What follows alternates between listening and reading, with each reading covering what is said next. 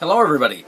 In this lecture we're going to briefly consider the Islamic view of Jesus Christ, because actually Jesus appears in the Quran.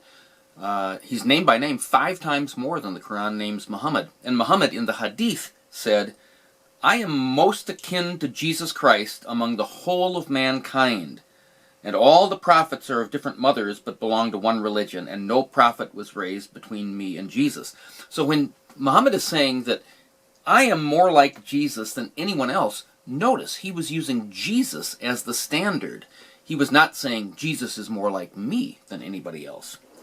And Muslims will tell you that they honor Jesus. He's considered to be a great prophet within Islam. But the fact is that the Islamic Jesus is not the true biblical and historical Jesus.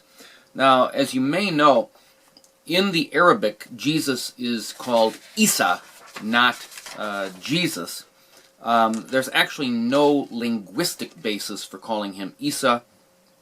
And also in the Quran and the Hadith and Islamic writers, they admit that Jesus was born of the Virgin Mary. But they say that she was not married to Joseph, and actually they confuse Mary with Hannah, and in fact in the Quran it even calls Miriam, or Mary, the sister of Aaron, in other words Moses' brother. In a lengthy footnote in your book, I deal with Islamic attempts to try and deal with these obvious discrepancies and errors. Most importantly, however, according to Islam, they deny who Jesus is and what he did. They deny that Jesus is the divine Son of God. They claim he is only a man. And they deny that he was crucified and died on the cross for our sins. And they deny that he bodily rose from the grave. But we need to understand something here. And they deny these things because obviously the crucifixion and the resurrection is what defines who Jesus is and what he came to do. The crucifixion was necessary for him to be our substitute. In other words, on the cross, he took our sins upon himself. That is what is known as the substitutionary atonement. He atoned for your sins and for mine so that we didn't have to do that ourselves because we never could. He did that on the cross. And so Islam denies the substitutionary atonement. However, when they deny that Jesus was crucified on the cross, they unwittingly are denying a number of important things about Islam itself.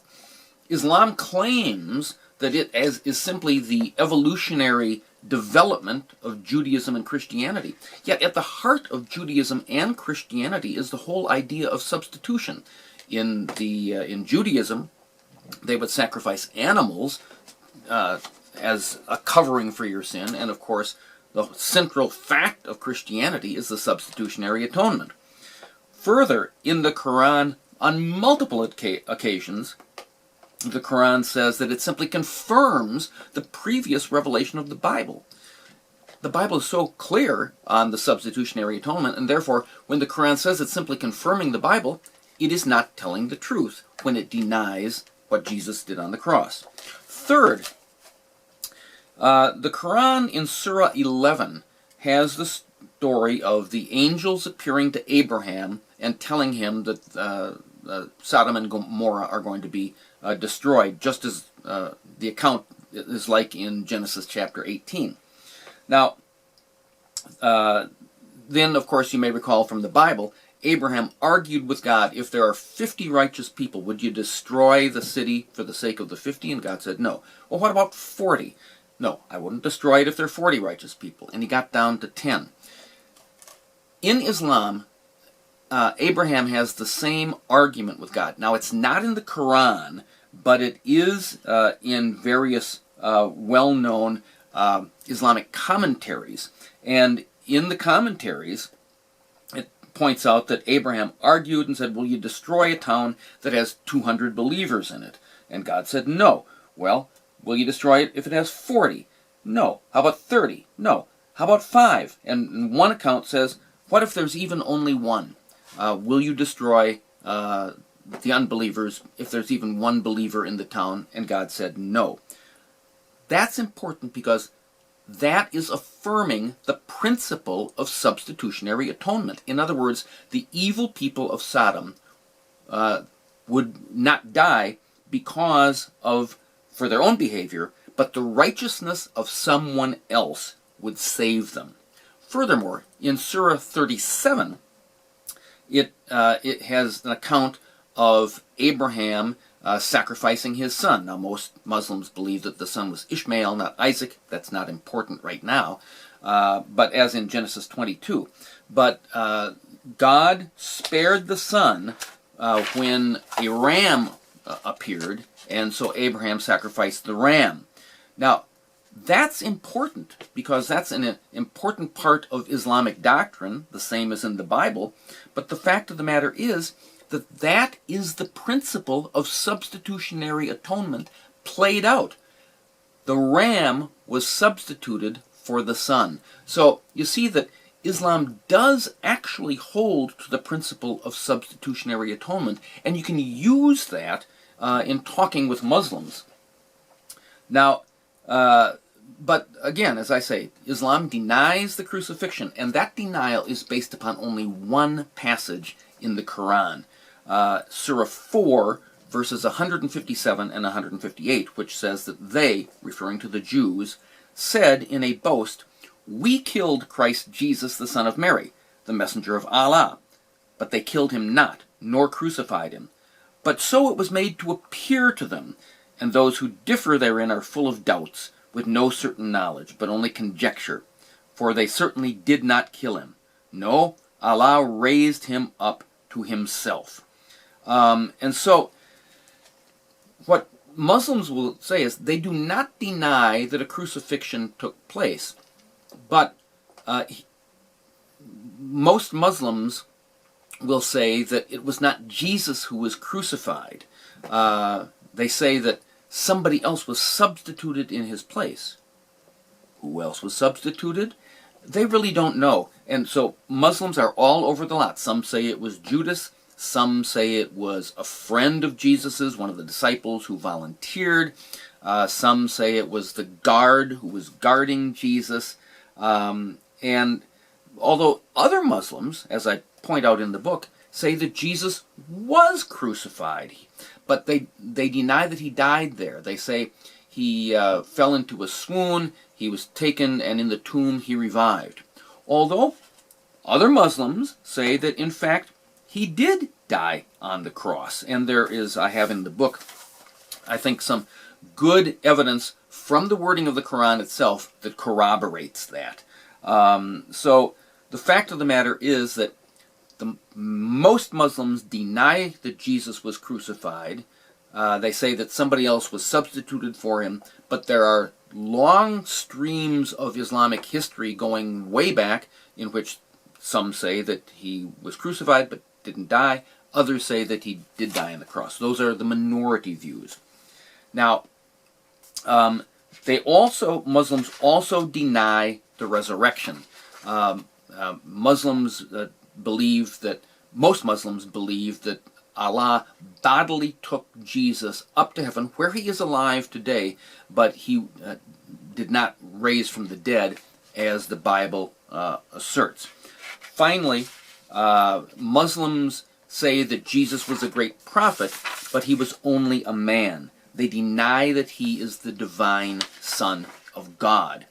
Now, Muslims will cite a number of statements in the Bible, for example, where Jesus calls upon people to worship God, and where he calls God the Father. He prays to the Father. He says that only the Father knows the day and the hour when Jesus will be coming back to the earth. So they conclude that Jesus was subservient, lesser than God, and is not divine. Now, we need to understand that Christians do not deny the biblical facts stated by Muslims. In fact, Christians agree that Jesus was fully man. But what we say is that, yes, he was a man, but he was not only a man. And as we see in the book, Muslim quotations from the Bible are very selective. They omit a vast amount of biblical data which demonstrates that, yes, while Jesus was a man, he was also God. You see, Muslims came to the view that Jesus was only a man, and they seem to be of the view that Christians are saying that we're trying to raise up a man to be God. That's exactly backwards. No, we agree a man cannot become God, but Christians say God could become a man, and he did in the person of Jesus Christ. So Jesus was fully God and fully man. So, and again, Muslims deny that God could become a man, and yet, again, when they do that, they are unwittingly denying a number of important aspects of Islam itself. For example, in the Quran, Surah 19, it says that spirits or angels can take the form of human beings. And so in Surah 19, verse 17, it says, "We sent to Mary our angel," and most of them say that it's referring to the angel Gabriel, "and he appeared to her in the form of a man in all respects." Well, so the question is, if an angel can become a man, can't God? God can do everything, can't he? Secondly, in Surah 39 it says, if Allah had wished to take to himself a son, he could have. So they admit that Allah could have a son. The only question is, did he? And if so, who was that son? And third, the incarnation of Jesus and the incarnation of the Quran itself are clearly analogous. Because, remember, Jesus is the eternal Word of God who became a man. According to Islam, the Quran is the eternal Word of Allah which became a book. So, if God's eternal Word could become a book, why couldn't it also become a man? And fourth, in Surah 20 and in Surah 27, those surahs relate the story of Moses and the burning bush. And in Surah 20 it says, "But when he came to the fire, a voice was heard saying, 'O Moses, verily I am Allah.'"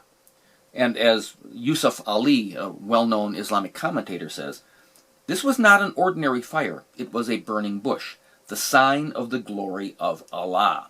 And therefore, a former Muslim named Daniel Shayesta says, "The Almighty God became a fire, a substance, and it did not seem blasphemous to the Quran for that to happen. Does the kind of substance God chooses to dwell in make a difference for the Quran? If it does not, then why does it blame Christians for claiming that God became a man?" So the Quran affirms that God became a fire, a substance, a thing. If God can become a substance, a thing, a fire, then why can't he become a man? Muslims, generally speaking, do not think of these things, but you now know them, and so you will have a basis for discussing these things and at least raising doubts in the minds of Muslims to show that when they deny that God became a man in the person of Jesus, they are denying important aspects of Islam itself. Now, in subsequent lectures, we are going to be talking about the evidence for the crucifixion, both the biblical and historical evidence, the biblical and historical evidence for the resurrection, and the biblical evidence for why we know that Jesus truly is the divine Son of God, as well as being a man. So that is the introduction to the Islamic view of Jesus.